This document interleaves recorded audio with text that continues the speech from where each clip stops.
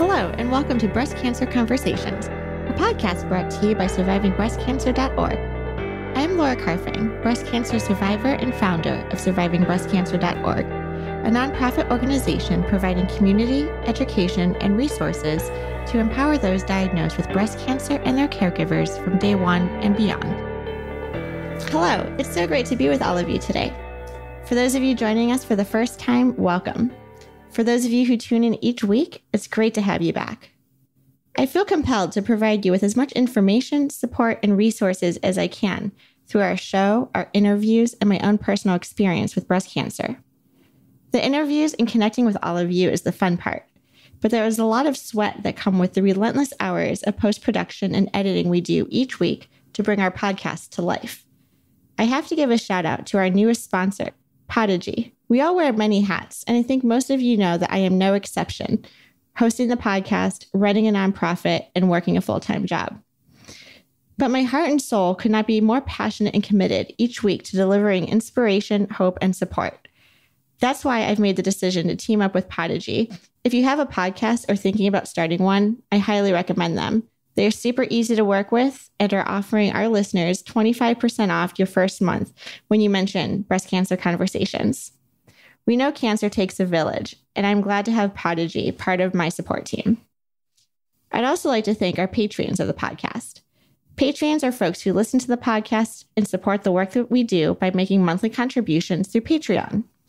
Patreon is a platform where you sign up for these monthly contributions, and in turn, you get access to exclusive benefits. If you would like to be part of this community, go to breastcancerconversations.org/support to sign up.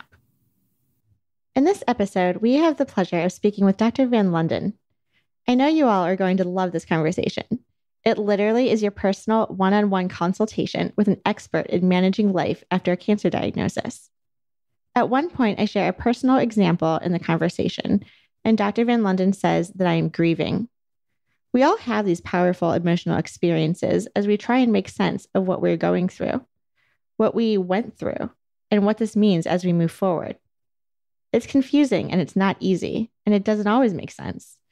But when Dr. Van Londen gives me a name for what I was experiencing, when she said that what I just described was grief, I immediately felt a weight of relief.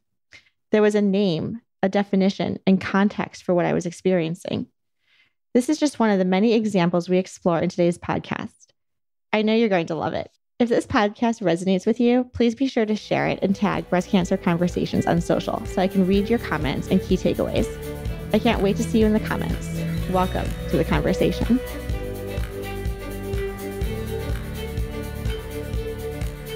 So we are here today. We are so excited because we're actually hosting this podcast from Pittsburgh, Pennsylvania. So we're on the road and we are, and please correct me if I'm wrong, because I'm trying to put together, is it UPMC, the Hillman Cancer Center, also in connection with McGee's Institute? Correct. Okay. Thank you for having me, Laura. This is the University of Pittsburgh Medical Center, and our main cancer center is called the Hillman Cancer Center, but it's spread throughout the city as well as far into the community. And so one of their sites is here at McGee Women's Hospital, where we treat women's cancers. Yes. And so that's where you're at today. My name is Dr. Josie Van Londen. I'm an associate professor at the University of Pittsburgh. I'm a medical oncologist, and I see patients in the Survivorship clinic, as well as I have another specialty clinic where I help newly diagnosed older patients personalize their care in a way that we hope the cancer won't bother them, nor the treatment. The focus is more on keeping them comfortable rather than going for cure. Obviously, you have your hands full in a lot of topics then, in terms of survivorship, oncology, working with different newly diagnoses, and then also survivorship programs. So our organization is Surviving Breast Cancer. It has the word survivorship in it. I know that a lot of hospitals right now are developing or enhancing their survivorship programs. And that can take on a variety of fields. I know when I was diagnosed, I went through like a 12-week program that my hospital had. We met once a month, and, it was very therapeutic to meet other people because a lot of times, healthcare is private. We don't really talk about it. We don't share it. And as oncologists, you can't connect me with some of your other patients. But in this community, it was saying, okay, everyone who's been diagnosed, we're going to have like a meet and greet. Please come once a month and there'll be food. And that was really great because I got to meet other women of different stages, of different ages, but we all got to kind of talk about where we were in our treatment phase. So we started 10 years ago at UPMC with our survivorship program, really spearheaded initially by Judy Herstein, who is an administrator who had created an educational program, which at that point was really a pioneer in the field because survivorship is only gaining momentum in the last few years, I would like to say. Mm-hmm. And what she noticed is that there was a need for clinical care too, but she had a hard time finding somebody who could help with that. And so from that angle, we actually bumped into each other. I'm a geriatrician too. And so on top of that, I'm a cancer survivor myself. Oh. And so I'm very used to and comfortable with treating patients that have multiple things going on, which is what survivors often have. They have many lingering post-treatment emotional, physical, functional, financial, fertility needs. They're not sure how to coordinate their care. They're not sure how to take care of their health. Yes. Because what they did before, they're wondering if that was right or wrong, how to fine-tune that. They may be concerned about whether they're hurting their body or not. They're not sure how to pick up their health maintenance. And so that is something we started 10 years ago, a survivorship clinic where we help individuals exactly with these random issues. We don't have a set agenda. Mm-hmm. We means me, listen to what the patient has to say. And then as we talk, I will discover what they may need that they didn't think of, or they may think of other questions. So our appointment time is a little longer, mm-hmm. and we have the time to bounce back and forth and come up with a treatment plan that I type up for them exactly with the homework items. This is what we discussed. And these are some things you can do for yourself. And so most people find that very helpful as a piece of paper you plug into your refrigerator and they can check it off as they go. Yes. So they feel like somebody has an overarching look at all their pieces, including referring them back to their primary care provider that the many survivors may have forgotten to do because they're so overwhelmed with seeing their cancer doctors. Absolutely. And so they feel like they're being pulled together and given a momentum so they know how to take care of themselves. So typically it's on an individualized basis. So they're attending your clinic and it's one-on-one still. Yeah. Okay. So they physically make an appointment with you. It's interesting. If you haven't been through it yourself, you can't really relate and you may not know what to say or do. Mm-hmm. And then some people, not intentionally, but may say or do the wrong thing, or the other way around, they may avoid you to some degree because they don't want to hurt you. And it makes you feel rather alone. Plus your priorities may have changed with such a, for many people, rather scary, traumatizing diagnosis. Mm-hmm. Your priorities may have changed. You're trying to reflect on, what do I really want to do with my life? And your previous friends, sometimes even your family members may not necessarily know where you're coming from. Like, who are you? You've changed a little bit. And that might be a little bit isolating to not be able to relate to the people you used to relate to. And so sometimes it can be very relieving to be able to connect, even with strangers. The kindness from strangers can be sometimes so validating or heartwarming. It's strange. It is strange. Yeah. And wow, I'm going to feel like emotional here. I feel like I just made an appointment to talk to you and have my own one-on-one counseling. Exactly. Everything that you just mentioned is exactly what we go through. And the description that William just described, a lot of us who are estrogen positive are on so many different types of hormonal therapies afterwards, whether it's tamoxifen or an aromatase inhibitor. I myself am on letrozole, which is one of the aromatase inhibitors, and I get that plus a Lupron shot to suppress ovarian suppression. And what I never really realized, or maybe it just wasn't explained, or if it was explained, after the word cancer, I just stopped listening. But when you deplete your body of all of this estrogen, you're actually changing a lot of the chemistry that's going on. And so I'm driving to work. It's a beautiful day. The sun is out. The sky is blue. And I am losing it in the car for no reason. And, I share that context because, this it's hard to place like what those triggers are, what sets you off, what makes you tick. Walking down the street and looking at like a Lululemon stop, and you see all these mannequins, and I'm like, oh my God, the mannequins have breasts and they look great in those clothes. Like, it's ridiculous. But then, we find each other, we find other survivors who can relate to these things. Mm-hmm. We have a good laugh about it, and you don't feel so alone. Well, humor is a very healthy coping mechanism.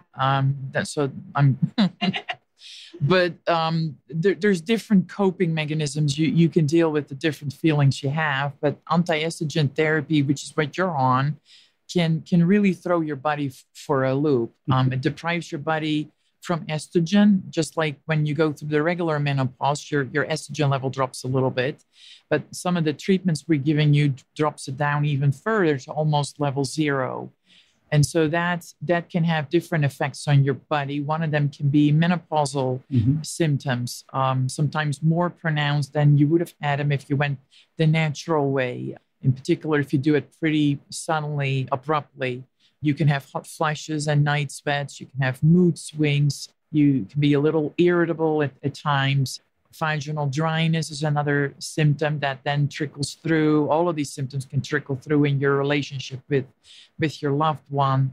So those are common symptoms for most of the anti-estrogen therapies. And then each particular anti-estrogen therapy, we have different flavors, if that's how you call them. They can have their own unique side effects. And that's where it boils down to you sitting down with your doctor and trying to talk through what are the options and what might be best for you. Most of the patients feel like when they've heard the word cancer and they're basically starting on a train that they cannot come off. They're being told, and whether you're scared or in denial, or you just don't feel like you know enough and you should trust your doctor for one way or the other. It's like one treatment after the other. You don't really take a breath. There's not often the time or opportunity to do so, to think about, is this really what I need? But when you get to the point of anti-estrogen therapy, often there you have a little bit of luxury of time. There's not such an urgency to it that you can think your way through it, in particular because a treatment like that, you're staying on it for 5 and now evidence is starting to say maybe even longer than that, 7.5 to 10 years. And so that's a treatment you're going to take for a big portion of your life and may cause some long-term side effects too, that you can take the time to think it through with your doctor, with your loved ones, with yourself, to see what is best for you, weighing the pros and the cons, the benefits and the risks. Do I make sense? What are some of the longer term risks? I guess it depends on the particular drug, but are there? Correct. So one of the common side effects of an anti-estrogen treatment, for many of them, they can accelerate your bone loss, meaning your bone density of your bones may go down a little quicker than it would have otherwise. Not every woman responds the same way and not to the same degree, but pretty much most women lose a little bit of bone density, which you don't really notice until at some point there is a trigger, if you may, that may then result in a fracture, because the lower your bone mass is, the higher is your risk of breaking a bone if you should fall, or even increasing your risk of developing a fracture with a very minimal impact. And so those are one of the long-term side effects that we should keep an eye on. We tend to do a baseline and over time bone density scan that checks out how thick or thin your bones are and how fast that changes over time, so that there are ways we can intervene with either bone medications, or if really needed, we can sometimes change the anti-estrogen therapy around to one that may actually stimulate your bone mass. Oh. Do that make sense?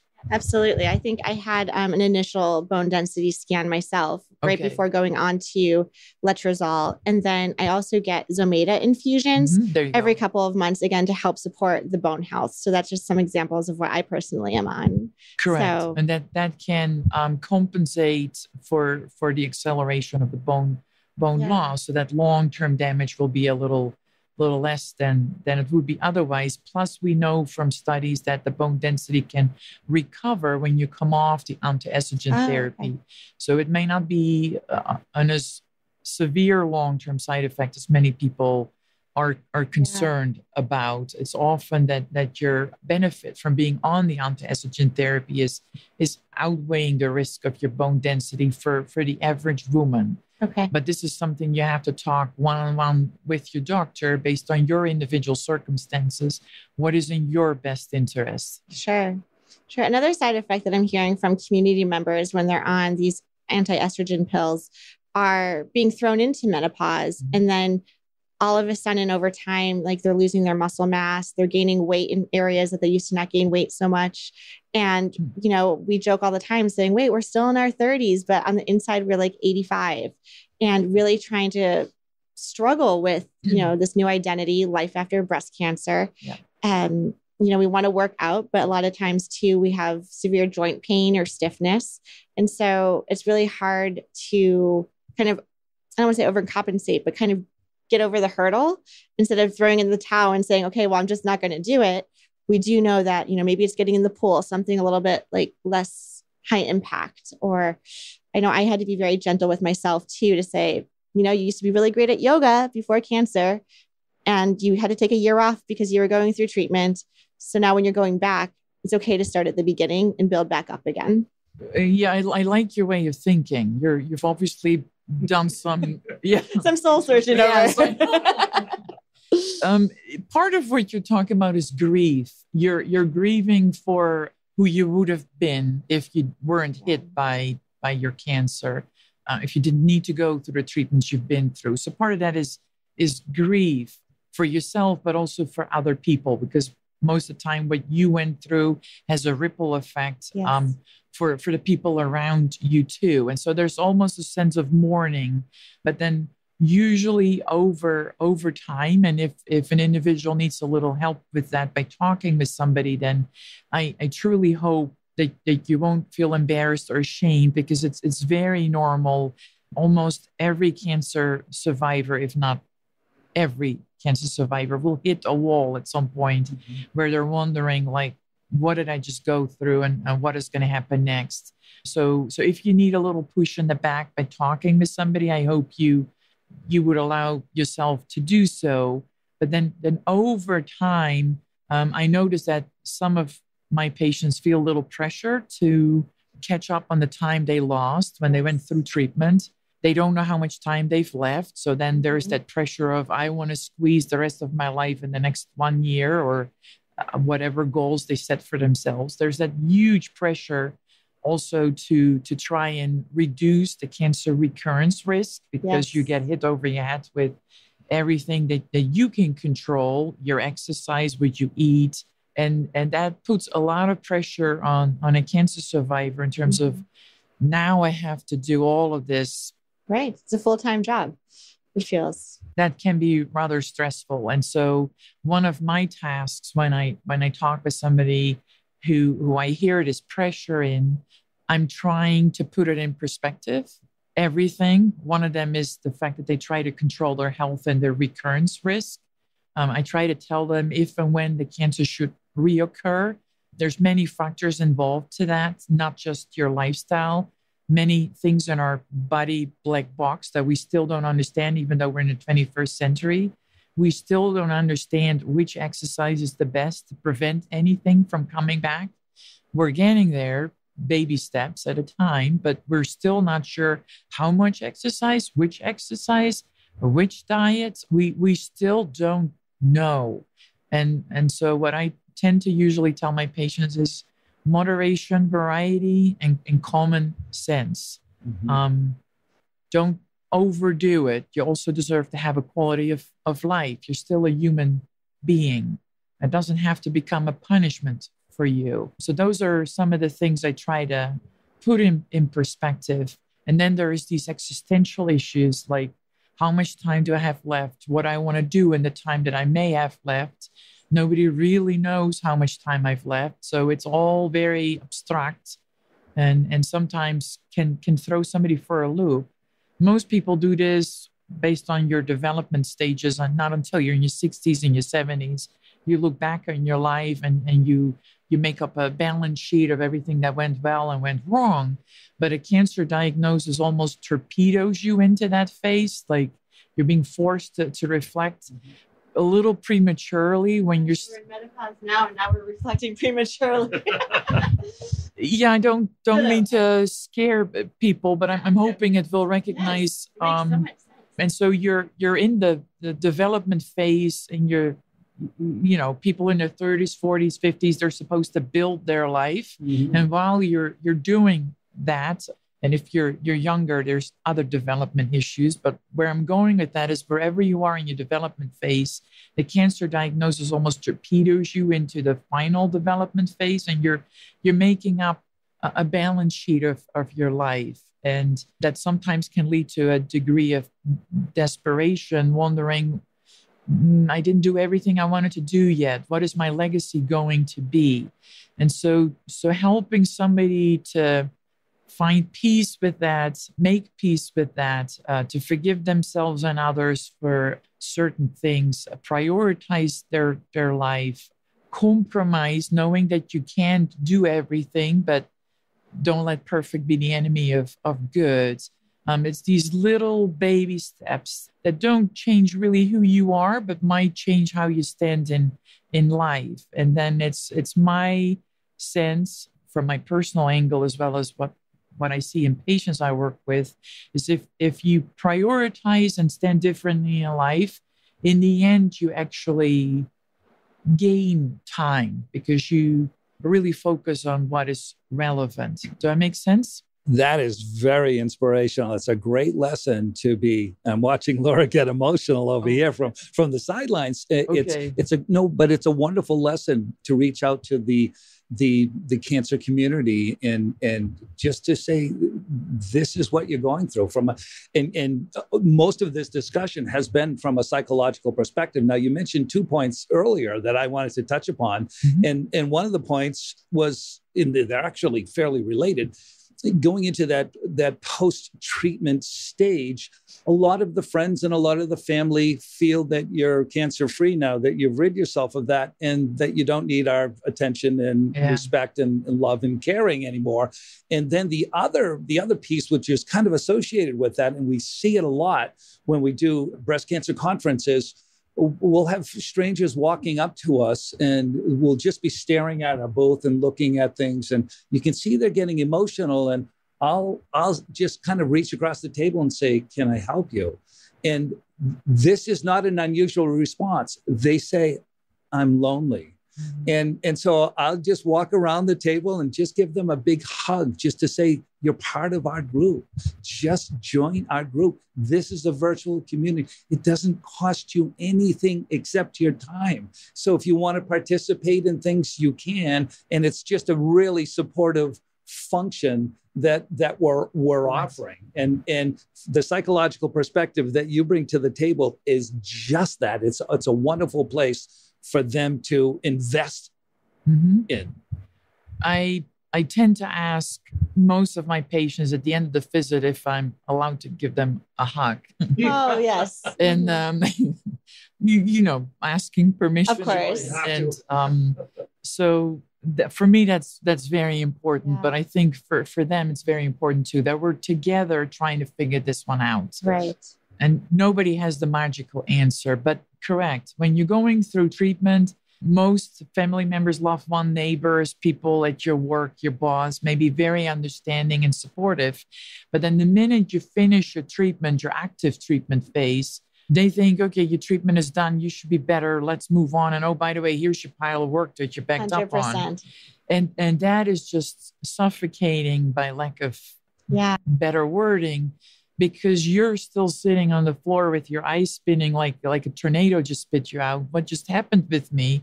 You're still trying to catch your breath in any sense of the word. Physically, you're still not quite there yet. Functionally, you're not. Emotionally, you're not. Your treatments may not be done. The active piece of it might be.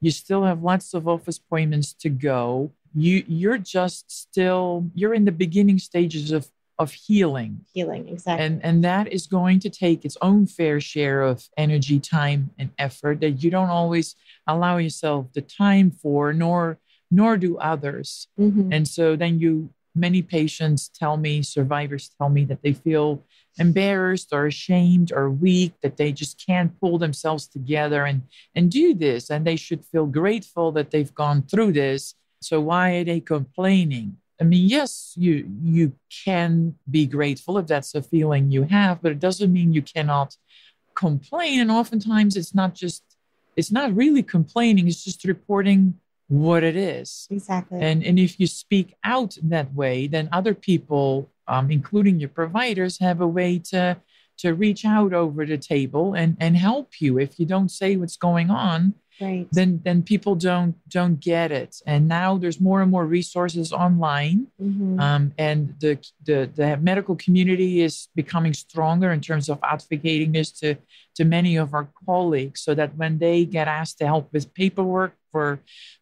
employers, then hopefully that all will trickle through, one baby step at a time. That's a really great point. I'm really glad to hear that you are kind of advocating and working with patients on all of that paperwork, especially with employers. I know that transition going back to work after taking a leave of absence for some time is very overwhelming. Yeah. Everyone's happy to see you, you're back. And then all of the work is like, you're back. Yay, here you go. And, I remember all the self-doubt that bubbled up for me after going through these toxic treatments. You're not as sharp as you were. Right? This idea of the chemo fog, the chemo brain. Yeah. And I was triple checking everything I was doing, rereading emails because the words weren't at the tip of my tongue. And that became frustrating, right? It's very easy to fall into this like negative spiral of self-doubt and competency, but just reminding yourself and being kind to yourself as you're suggesting you're still healing. Yes. And oh my God, I was in a meeting having a hot flash. So embarrassing. But then, you turn it into a comedy. At least that's what I was doing, where I'm like, don't worry, guys, it's not you, it's me. Like, we're on these hormones and you can't control how much you sweat sometimes. So explaining helps, yes. Including the fact that sometimes you might be a little emotional. Sometimes you may be very happy. Next moment, you might be a little tearful. Next minute, you might be a little irritable. If you explain that, it may help people around you understand. But at the same time, people feel like it might be used against you. And so it's a very delicate, everybody has to decide in their own environment how comfortable they are sharing. And for some individuals and some of my patients, it has meant that they found work elsewhere. But that's part of listening to yourself and finding a life that works better for you. It may not have been a good environment for you to be in to begin with. Right. But what I'm hoping, similar is after pregnancy or after any major event in your life, sometimes it becomes a little bit more clear what you're happy with and what you're not happy with in life. And you might at times, I don't want to use the word impulsive, but you might make decisions quicker than you would have otherwise. And after cancer treatment is one of those other periods in your life that it becomes very clear to you which things you don't really like and which things you really would like. And so I usually tell my patients, just write it down, think about it, process it. Unless you're not in a safe or actually in a dangerous situation, then maybe you should move a little quicker. But other than that, I would say let it settle for a little bit. Keep talking with yourself and the people around you. So that I know a lot of people feel the time pressure when it changes like yesterday. But we want to make sure that what you do is still what you want in the long run. On the other hand, some of my patients, and I know we're talking mostly about emotional stuff, but that's great. So, it validates a lot of our listeners in our community. I think it's just comforting to hear, like, we all go through this. And then some patients wonder, if I don't change anything, I didn't really learn anything from this. I didn't take anything, the silver lining. But what is the silver lining for me, for people who try to look at everything to have a good and a bad side? Mm-hmm. It takes some time to find the silver lining. And so just take your time, be nice to yourself. The other thing you mentioned, Laura, is brain fog. A lot of people used to call it chemo brain, but recognize that that is a misnomer. There's more than just chemotherapy that can throw your brain function for a loop. It's even studies have shown that before you start your cancer therapies, after you've been diagnosed with cancer, your brain function can already start to change. Oh, wow. And so people are now investigating, studies are ongoing by some pioneers in the field, is that because a tumor is secreting inflammatory, who knows what, that circulates into your body and goes to your brain. Is it because you're stressed, you don't sleep well, you start eating differently? And then often you need multiple procedures with sedation, anesthesia that may throw your brain for a loop, and then chemotherapy, and then for some hormonal therapies, including men sometimes need anti-androgen therapies.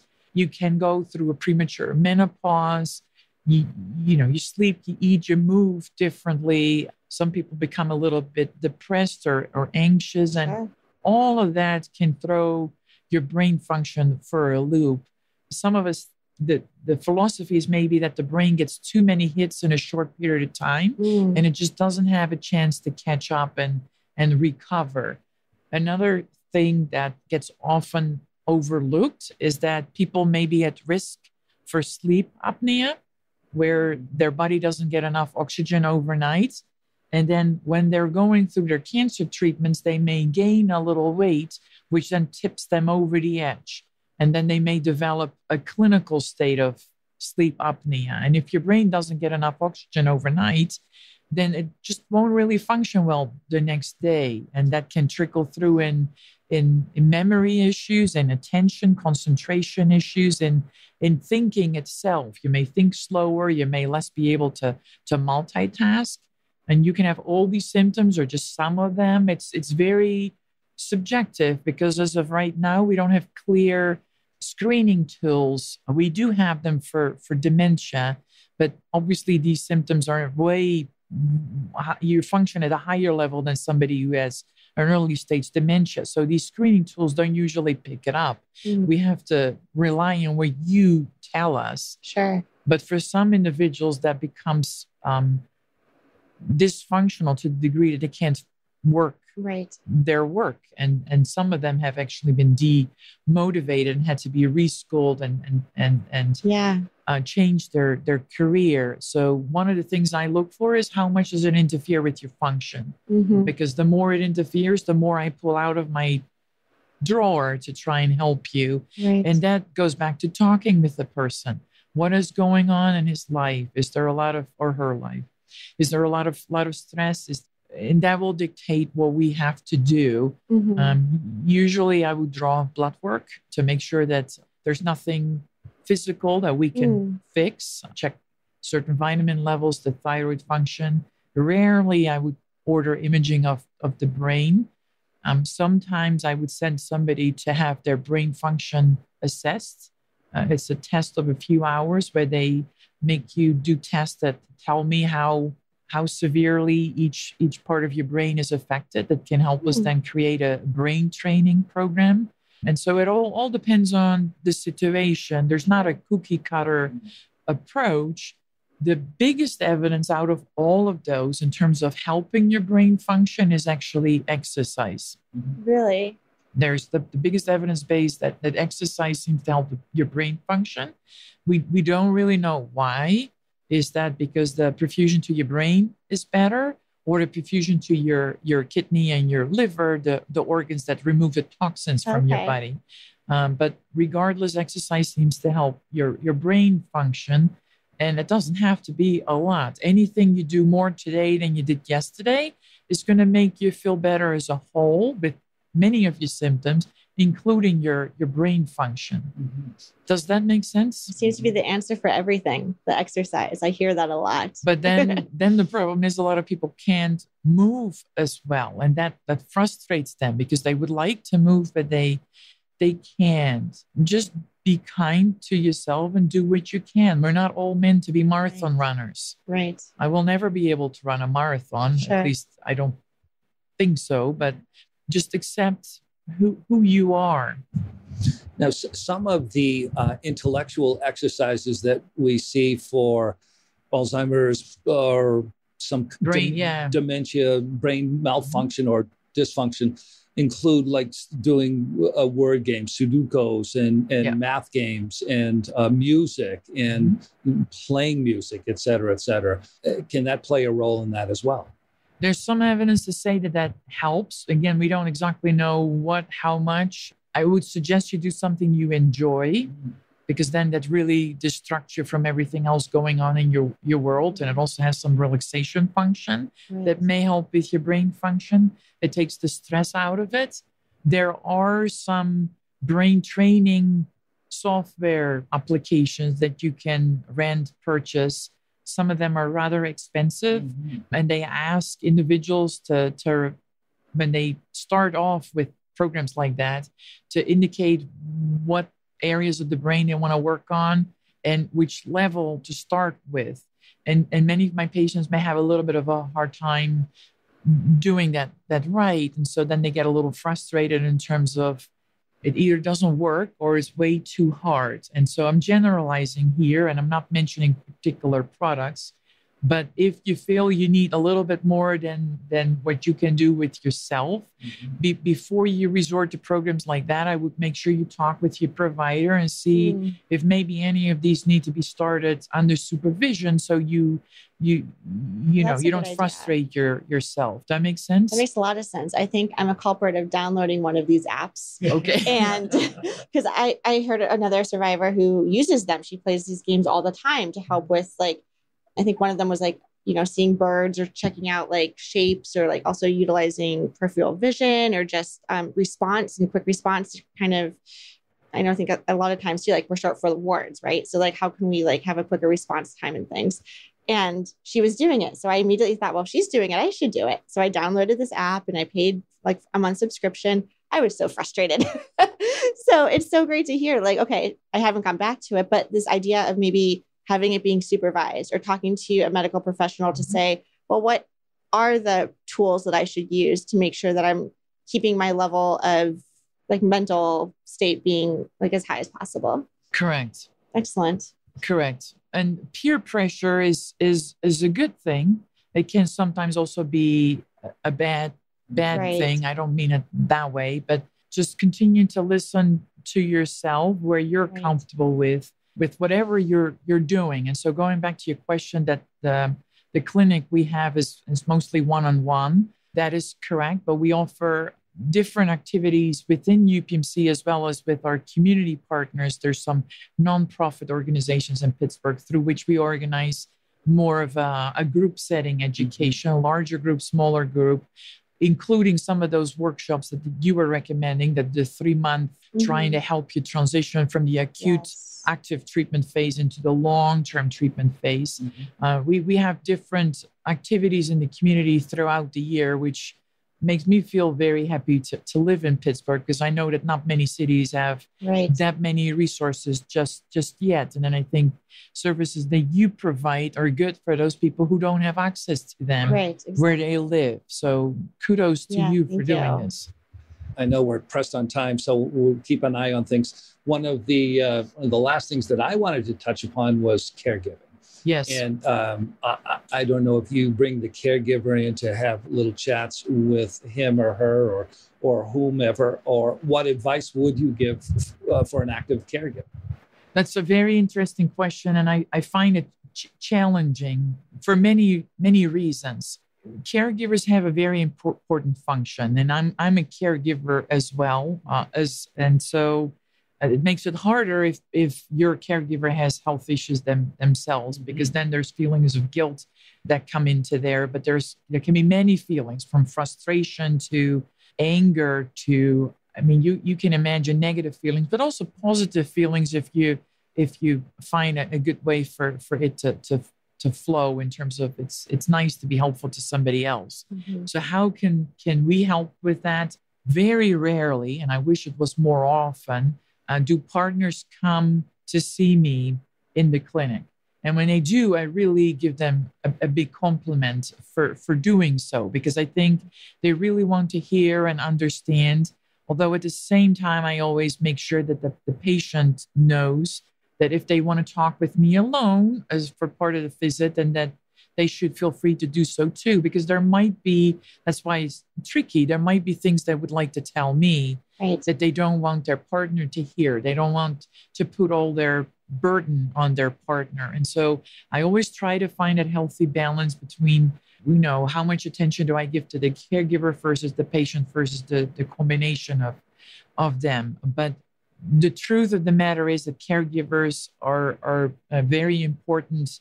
They serve an important function in the community, and their number is actually growing. Mm-hmm. Some recent literature show that the people who are forced to work and take care of their loved ones, including their parents in this case, are really, really being squeezed and getting a hard time from their work. And so it adds another dimension in terms of us helping them with their work so they can take leave to help their loved ones so they can stay at home as long as possible where they often want to be.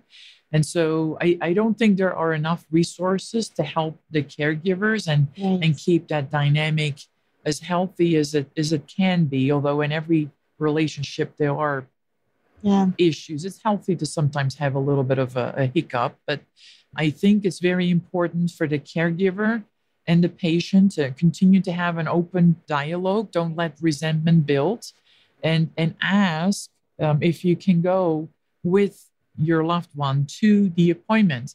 Your loved one may say, maybe not necessarily the next appointment, maybe the appointment after that, or the other way around. And then everybody can be prepared, and it can go for all parties involved the way it should go. Yes. Do that make sense? Yes. One of the things that we do as we're moving towards a virtual platform, we still host in-person like survivors, thrivers, and friends meet and greets. So as William was mentioning earlier, whether it's a paint night or a brunch. And early on when we were developing our organization, I got some pushback from those diagnosed with breast cancer saying, no, I want it to just be inclusive of just those who've been diagnosed. And my response was, there's plenty of those organizations that already exist. I appreciate the feedback, but this is going to be open to spouses, caregivers. Also, it's scary to show up somewhere by yourself if you don't know people. So, it was a risk that I took. But at our very first event, I laugh and smile as I share the story because all the women, we didn't know each other, on one side of the table, and all the men and caregivers are on the other side of the table.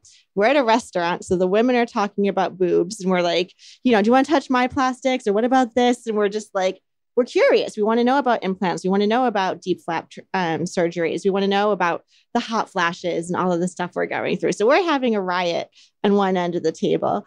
And then the men are laughing just as loud on the other end of the table, hearing like, oh my God, my wife and her mood swings. And oh my God, the night sweats. Like we can't sleep in the same bed. And, it really just brought a level of like, we're in this together, and it's not just me and my wife, like you're going through this too. So I thought that was just very healthy. And William has done a great job kind of spearheading the caregiver piece of our organization. Men, they don't, I don't know how to say this politically correct, but men don't always like to ask for help is, I think, maybe a safe way of saying it. And doesn't mean they don't need help. But maybe we have to create programs that are unique for men and for caregivers in general. Just keep in mind it's a marathon. It's not a sprint. Yeah. You need to find a hobby. Most of us are so busy, and then by the time it's evening, we fall over, we sleep, and we do it all again the next.